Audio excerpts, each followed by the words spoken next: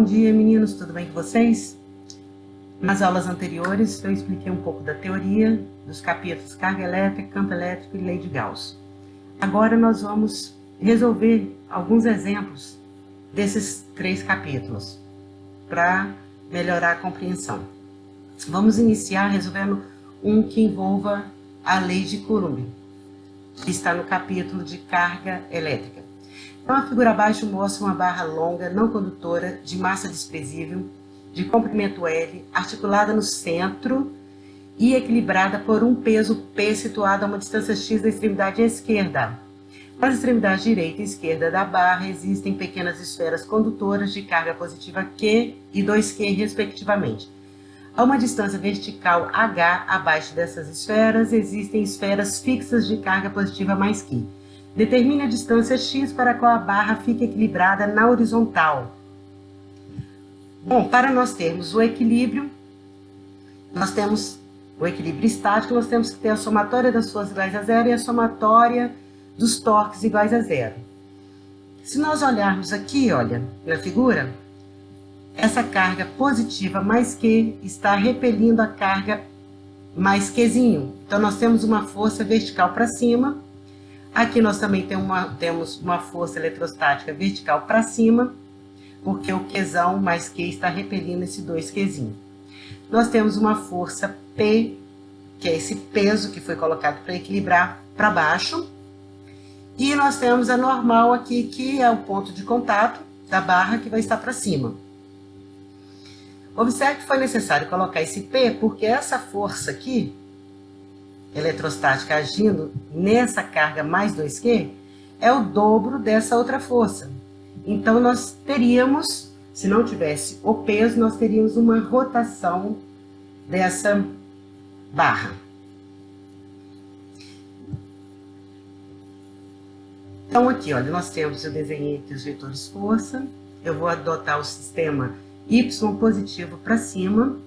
Nós temos aqui a força que Qzão exerce sobre Qzinho, a outra força que Qzão exerce sobre 2Qzinhos, a força peso desse objeto pendurado aqui, o apoio,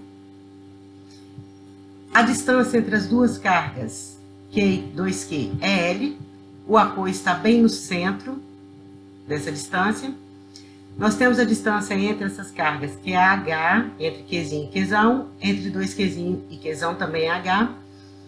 E nós temos, vou chamar de X, considerando o X igual a zero, aonde está situado a carga mais Q, eu tenho distância dessa carga até o ponto P, vou chamar de X. É esse X que nós queremos encontrar.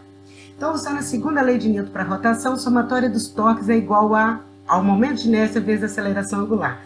Como nós estamos querendo que essa barra fique em equilíbrio, nós queremos pendurar um peso de tal forma que ela fique em equilíbrio, a aceleração angular vai ser zero. Então, a somatória dos torques vai ser igual a zero. O torque, devido a uma força, é R vetorial a força, onde R é a distância do eixo de rotação ao ponto de aplicação da força. No caso aqui, eu tenho essa distância do ponto do eixo de rotação ao ponto de aplicação da força eletrostática que Qzão exerce sobre Qzinho, vai ser L sobre 2. O R, a distância do eixo de rotação ao ponto de aplicação dessa F que Qzão exerce sobre 2Qzinho, também é L sobre 2. E a distância do eixo de rotação ao ponto de aplicação da força P vai ser X menos L sobre 2. Então, escrevendo o torque que cada força vai realizar na forma vetorial, nós temos que módulo do primeiro vetor é L sobre 2, módulo do segundo vetor vai ser 1 sobre 4πε0 Qzão, Qzinho sobre H ao quadrado, que é a distância entre as duas cargas, na lei de Coulomb. Nós temos aqui o torque devido a essa outra força aqui, que faz sobre 2Q. O módulo do R3, L sobre 2, vezes o módulo da força, 1 sobre 4πε0 Qzão, vezes 2Q sobre a distância entre Qzão e 2Q, que é H ao quadrado. Bom, e aqui nós temos o R, distância do eixo de rotação, ao ponto de aplicação da força P, que é x menos L sobre 2, vezes o módulo da força, que é P. Então, no produto vetorial, eu tenho módulo primeiro vetor, módulo segundo, seno do ângulo entre o vetor R e o vetor força. Em todos os três casos, nós temos que o ângulo que R faz com o vetor força é 90 graus. Então, nós temos aqui multiplicado seno de 90 vezes seno de 90, que é igual a 1. Por isso que eu nem escrevi aqui. Esses sinais negativos e positivos aqui é devido ao produto vetorial, que vai me dizer o sentido do torque. Eu analisando essa força que Qzão faz sobre Qzinho, essa força eletrostática aqui, nós vemos R vetorial F. O vetor vai estar no sentido menos K, de acordo com o meu referencial, que eu estou adotando X, Y e Z apontando para mim. Então, se o vetor resultante está apontando para lá, ele vai ser no sentido menos K, direção K, sentido direção Z, negativo, menos K. Analisando da mesma forma aqui o produto vetorial R3, vetorial F3. Então, eu tenho R3, vetorial F3, o meu vetor vai estar apontando para mim no sentido, na direção do Z positivo. Então, é mais K, por isso que apareceu esse mais aqui. E nós temos aqui R vetorial P, nós temos que esse vetor resultante, esse vetor torque vai estar apontando na direção negativa do eixo Z. Então, é menos K. Como todos os três vetores, o torque 1, torque 2, torque 3, estão na direção Z, eu posso usar, não preciso usar mais o vetor unitário. Posso fazer a operação algebricamente aqui. Resolvendo essa equação aqui, isolando o x, nós encontramos qual é o valor de x a partir dessa carga aqui, qual deve ser o valor de x que nós devemos colocar o Pzinho P para que essa barra fique em equilíbrio. Vai depender do L, do Qzão, do Qzinho, do P e do H ao quadrado. Agora a letra B, ele quer saber qual deve ser o valor de H para que a barra não exerça nenhuma força vertical sobre o apoio quando está equilibrada na horizontal. A barra não exerça nenhuma força sobre o apoio.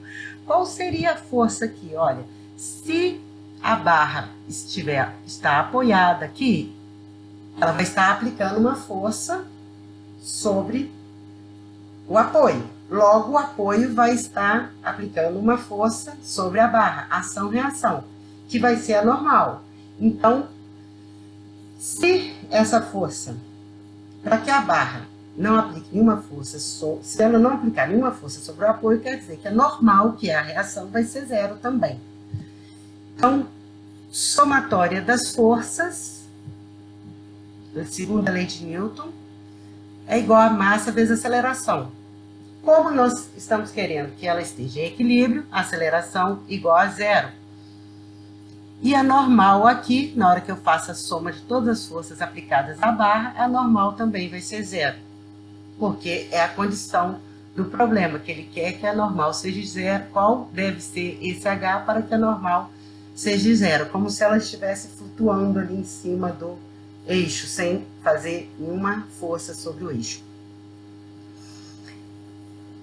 Todas as forças estão na direção do eixo Y, então eu posso tratar como se for algebricamente, só obedecendo os sinais.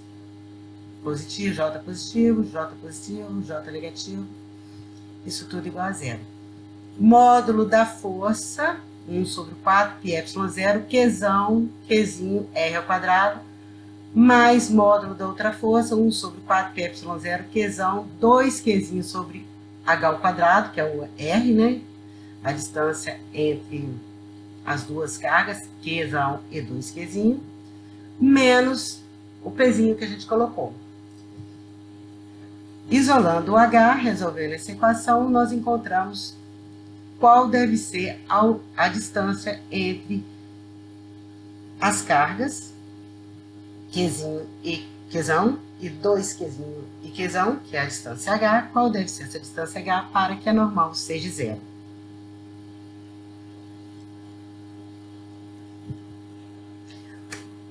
Um outro exemplo aqui é duas grandes placas de cobre mantidas a 5 centímetros de distância uma da outra, são usadas para criar um campo elétrico uniforme, como mostra a figura.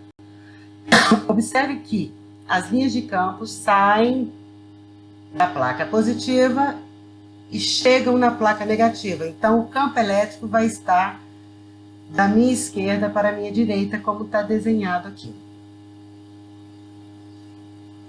Um elétron é liberado da placa negativa, ao mesmo tempo que um próton é liberado da carga positiva. Vamos desprezar a interação entre o próton e o elétron. Determine a que distância da placa positiva as partículas passam uma pela outra. Nós vamos desprezar porque o próton e o elétron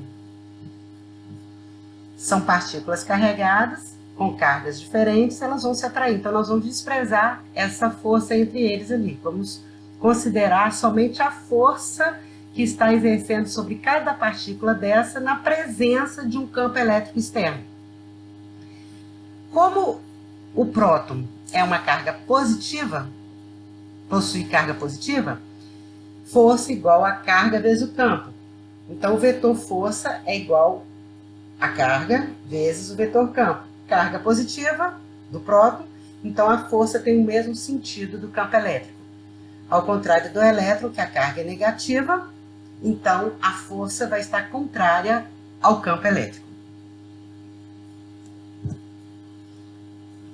Vou colocar o meu sistema de referência, x igual a zero, onde está localizada a placa positiva. Usando a equação x menos x0 igual a v0t mais at ao quadrado sobre 2, visto que a aceleração é constante, nós podemos usar essa expressão. Posição final é a posição onde o elétron vai encontrar com o próton. Posição inicial, aonde o elétron se encontra inicialmente? A 5 centímetros da placa positiva. Como nós estamos fazendo x igual a zero aqui, a posição inicial vai ser 5 centímetros.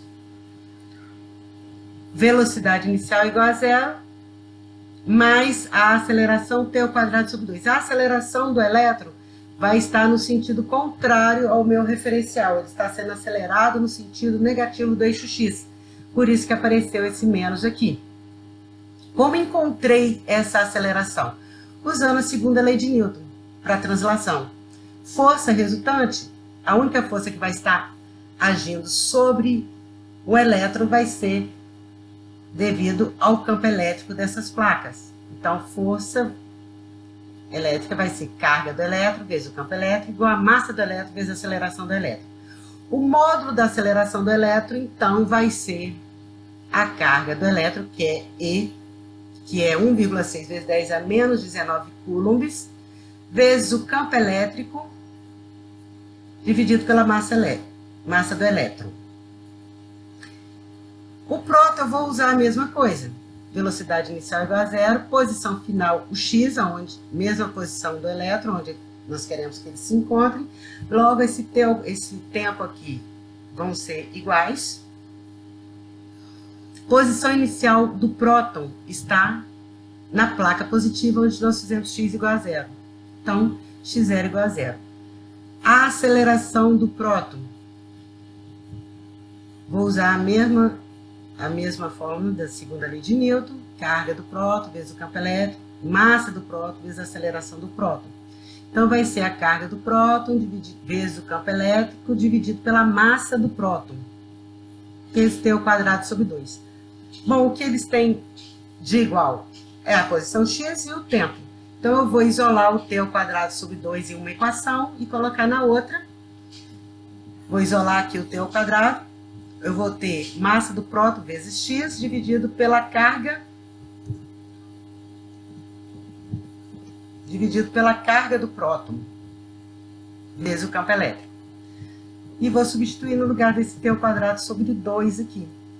Fazendo isso, como a carga do próton do elétron é igual à carga do próton em módulo, eu posso cancelar. Campo elétrico é o mesmo, que os dois estão submetidos, posso cancelar. Vou isolar o x, colocar o valor da massa do próton, da massa do elétron, e achamos com isso a posição em que os dois vão se encontrar. Ou seja, a 2,7 vezes 10 a menos 5 metros a partir da placa positiva. Então, este foi um exemplo de campo elétrico. O outro exemplo de campo elétrico é quando nós consideramos uma distribuição de carga contínua. Nós temos aqui uma barra semi-infinita carregada positivamente. Então, as linhas de campo vão estar saindo dessa barra positiva. Ela vai de 0 até mais infinito, o comprimento dessa barra. Qual é o campo elétrico resultante no ponto P devido a essa barra positiva? Ele fala que a densidade linear de cargas é uniforme, então ela é constante, a densidade, lambda igual a constante. Ele quer que a gente mostre que esse campo elétrico resultante aqui, no ponto P, vai fazer 45 graus com a barra, e que o resultado não vai depender desse R. Primeira coisa, quando nós temos uma distribuição contínua de cargas, a gente tem que pegar um pedacinho dessa distribuição, um dx. Dentro desse dx, nós temos uma quantidade dq de carga. Então, lambda é igual a dq sobre dx. Esse dq vai criar um campo no ponto P. Olha, aqui a carga é positiva, então vai passar no ponto P nesse sentido. Esse dq cria um dE aqui no ponto P. O módulo desse dE é igual a 1 sobre 4πε0 dq sobre r ao quadrado. Quem é dq? Lambda dx, onde lambda é constante. Quem é r? Distância de dq até o ponto onde nós queremos conhecer o campo elétrico. O r vai ser raiz quadrada de r ao quadrado mais x ao quadrado. Então, vamos substituir o dq aqui e vamos substituir esse r aqui. Bom, isso é um módulo de dq. Eu quero o vetor, isso aqui é um módulo de dE. Eu quero o vetor dE. O vetor dE é igual a dx, componente, projeção de dE no eixo x, que vai estar no sentido negativo do eixo x, então eu vou colocar um menos i aqui.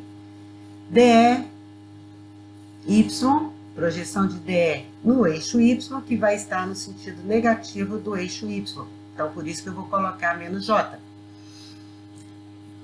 Qual é o valor de dx? Vai ser o módulo de dE, que nós já vimos aqui, módulo de dE, seno de θ.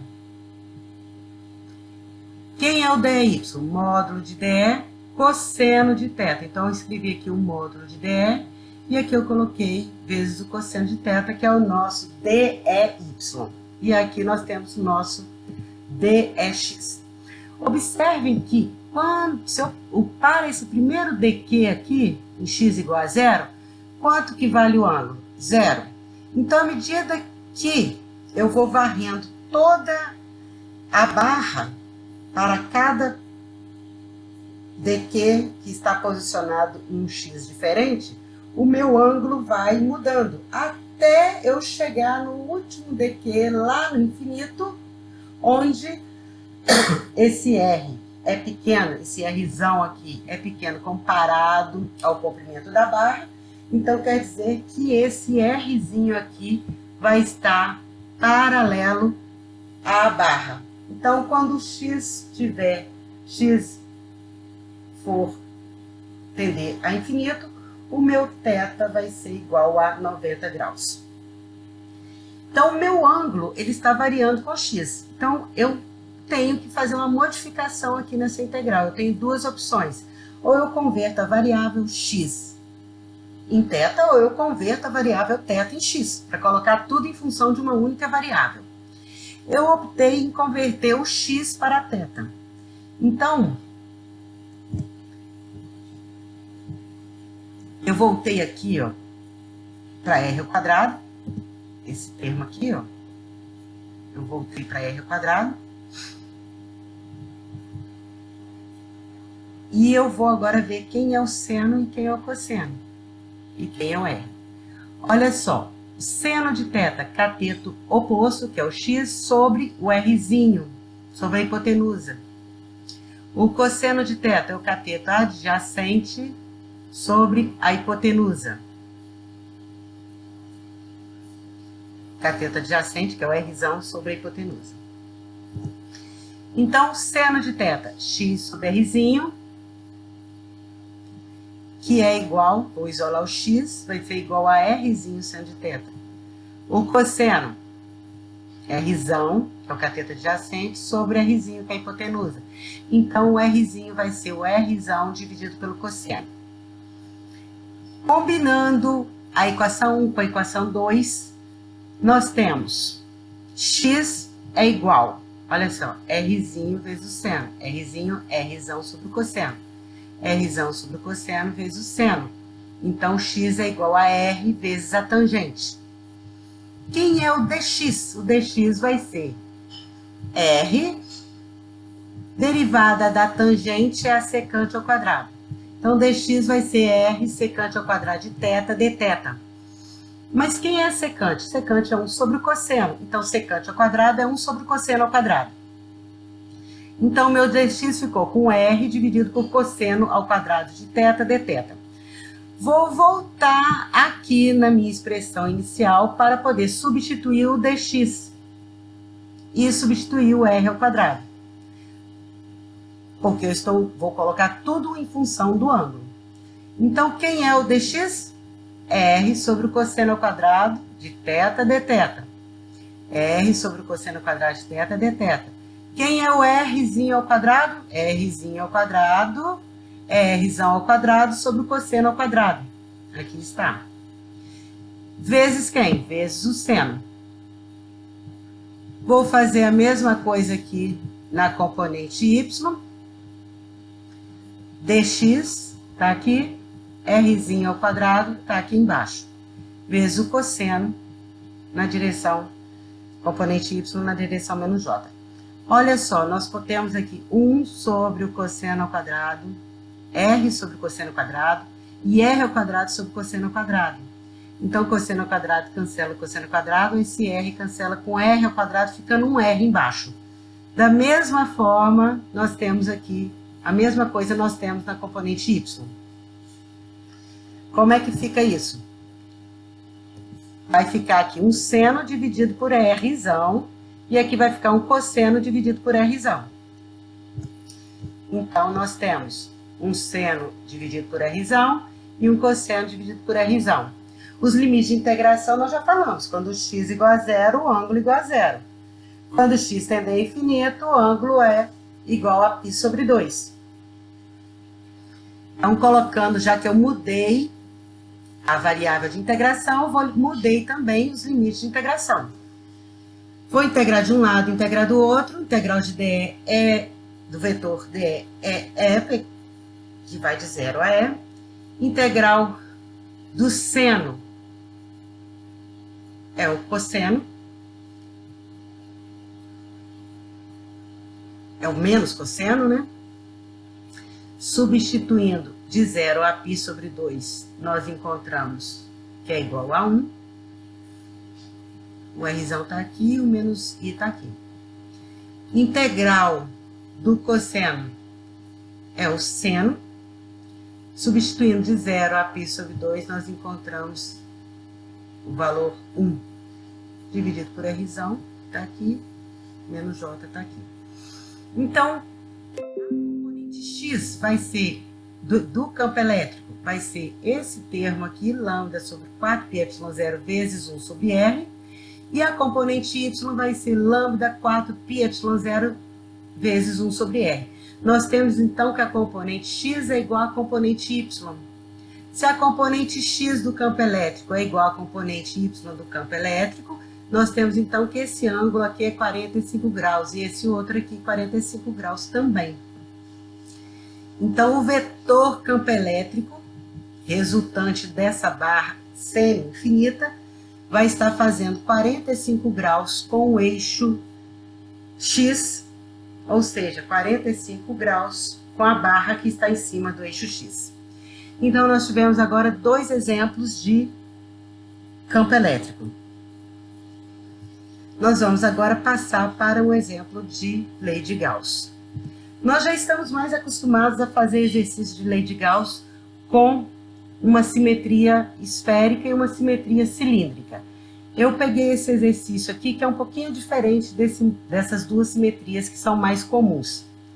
Então, a figura abaixo mostra uma seção reta de uma placa não condutora muito extensa, com uma espessura D. Então, nós temos aqui uma placa. Pense o seguinte, isso aqui seria a placa, só que ela é infinita, uma extensão infinita, mas essa placa tem uma espessura D. E essa espessura vale 9,4 milímetros. Dentro dessa placa, nós temos cargas e a densidade volumétrica dessas cargas é 5,8 femtocoulomb por metro cúbico. A distribuição é uniforme, ρ não é constante, ao longo de todo o volume dessa placa. Observe que a origem do eixo X está no centro da placa. Então, bem aqui no meio da placa, nós temos o eixo X.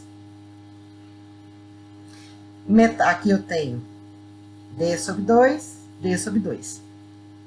Já visto que a espessura dela é D. Determine o módulo do campo elétrico em X igual a 0. Aqui. Em X igual a 2 milímetros. 2 milímetros ainda está dentro da placa. E em X igual a 26 milímetros, fora da placa.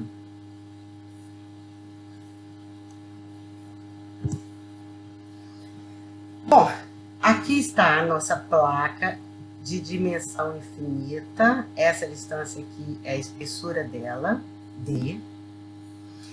Eu vou, primeiramente, como eu quero saber o campo elétrico dentro dessa placa, eu vou desenhar a minha superfície gaussiana dentro dessa placa. Essa minha superfície gaussiana, ela tem A1, A2, A3, A4, A5 lá atrás e A6 aqui na frente.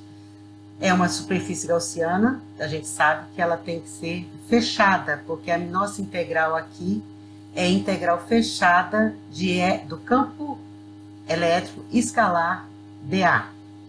Então, essa superfície fechada, eu vou analisar o fluxo através de cada face dela. Nós podemos observar o seguinte, que o fluxo essa placa vai estar fluindo campo elétrico, passando pela área A2 e A1, fluindo através de A2 e A1, não vai estar passando sobre A3, vai estar tangenciando A3, ou seja, não tem campo perpendicular entrando na A3, nem na A4, nem na A6 e nem na A5. Então, isso nós vimos fisicamente que só vai haver fluxo através da área A2 e A1. Matematicamente, eu vou fazer o produto escalar através de cada área dessa. Então, eu tenho módulo do campo elétrico, módulo de DA1, cosseno do ângulo entre o campo elétrico e DA1. Lembre que o vetor área é sempre perpendicular à área. Então, ele vai estar perpendicular à área 1 aqui. Então, vai estar no mesmo sentido que o campo elétrico. Por isso que é cosseno de 0 graus, que é o ângulo entre esses dois vetores. A2 da mesma forma. O A2 está perpendicular à área 2, apontando para lá. Fluxo do campo elétrico eu estou colocando no sentido né,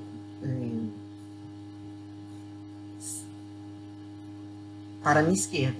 Gente, lembre o seguinte, que numa placa não condutora nós temos fluxo do campo elétrico para os dois lados. Tá? Então, nós vamos ter fluindo para cá o campo elétrico fazendo 0 graus com a área A2. Fluindo através de A1, o campo elétrico fazendo 0 graus com o vetor área A1. O campo elétrico, módulo do vetor campo elétrico, módulo de A3, vetor A3 vai estar perpendicular à área A3. Então, o campo elétrico vai estar fazendo 90 graus com o vetor A3. Vai estar fazendo 90 graus com o vetor A4, porque o A4 vai estar apontando para baixo. O campo está na horizontal, então vai estar fazendo campo 90 graus também. E da mesma forma, o A5 que vai estar apontando para fora da página e o A6 que vai estar apontando para dentro da página. Então, todas essas quatro áreas aqui não vai ter fluxo, porque o campo elétrico vai estar fazendo 90 graus com o vetor área, resultando somente fluxo através de A2 e A1. Como A2 e A1 têm o mesmo tamanho, vou chamar os dois de A. Então, eu tenho integral de E de A1, que é igual a EA, mais integral de E de A2, que é igual a EA. Então, eu tenho duas vezes EA, ou seja, duas vezes integral de E de A, que é igual a duas vezes EA.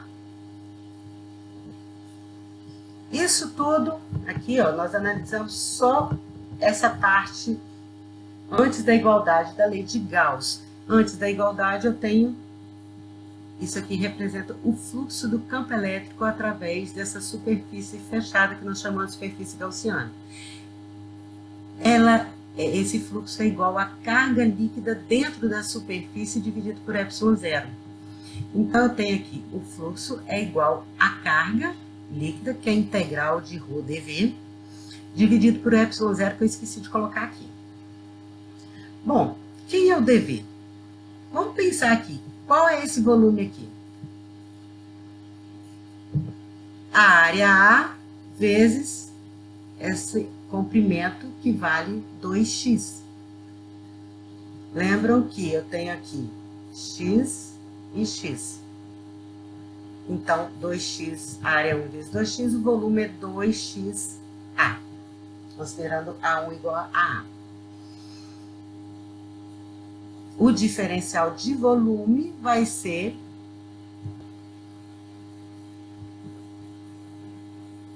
A dx. dV igual a A dx integral de menos x a mais x. Observe que ele falou que o centro aqui é igual a zero. Então, eu vou integrar de menos x até mais x.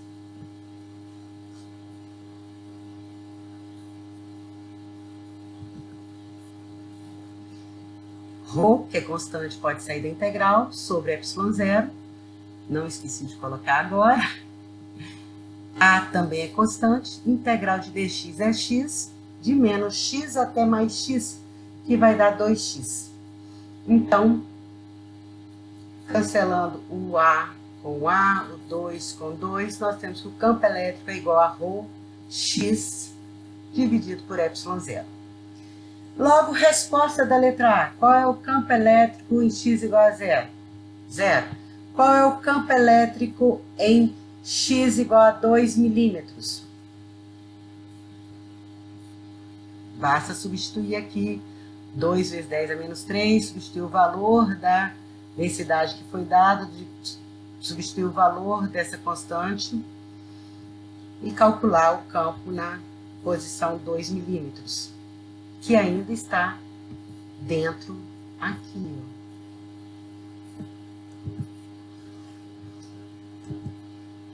A letra C, ele pede em x igual a d sobre 2. Em x igual a d sobre 2, nós estamos querendo exatamente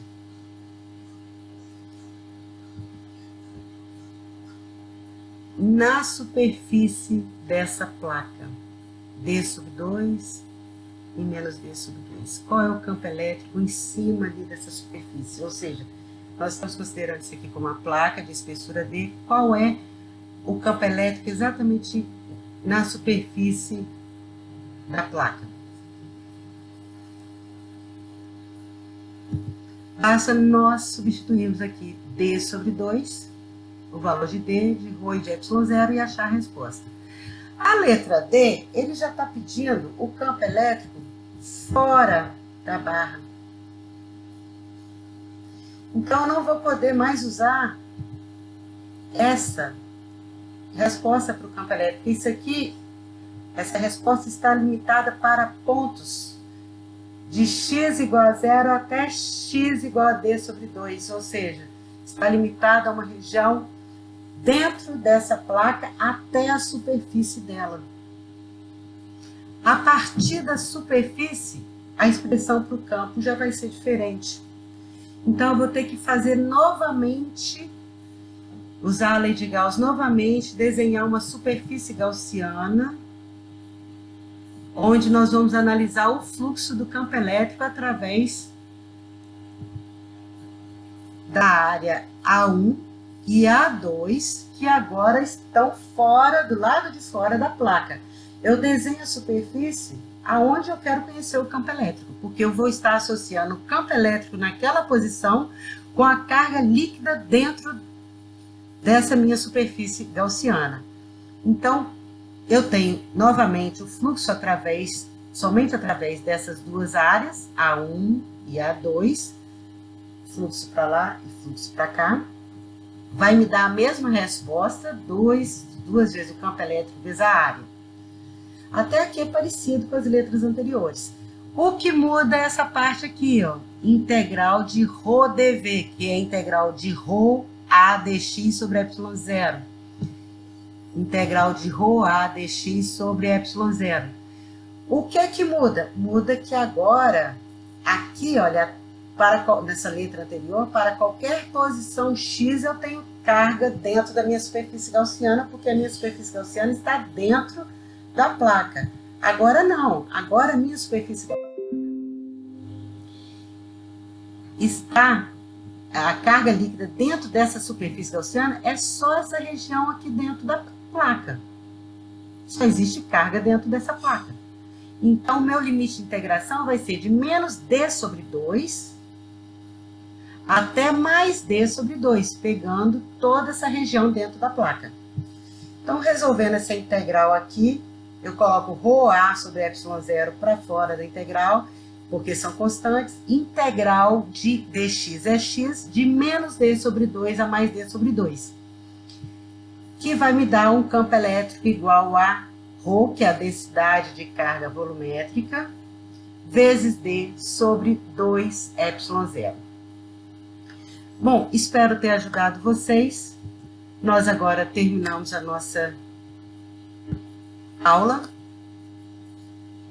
E até a próxima, meninas.